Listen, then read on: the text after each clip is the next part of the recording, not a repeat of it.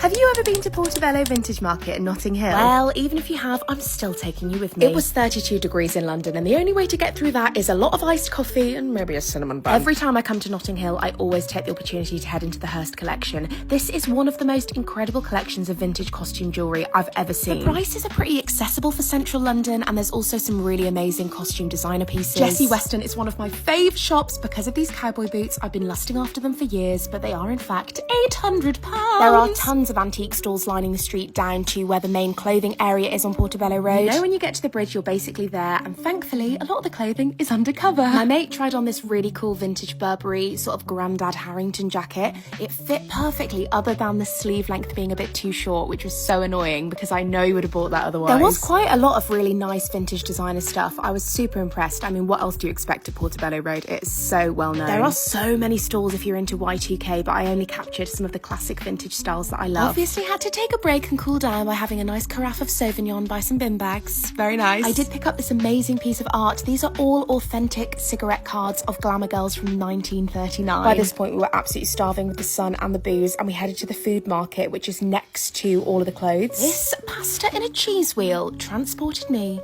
to a different dimension. Both of our dishes were around £11. Really good value for money when you consider the portion sizes. And this was a relatively cheap day out in London. That is if you stick to your budget, which you'll be proud to know for once in my life I managed to do on this trip. Let me know of any other vintage hotspots in London and I'll be sure to take you along with me.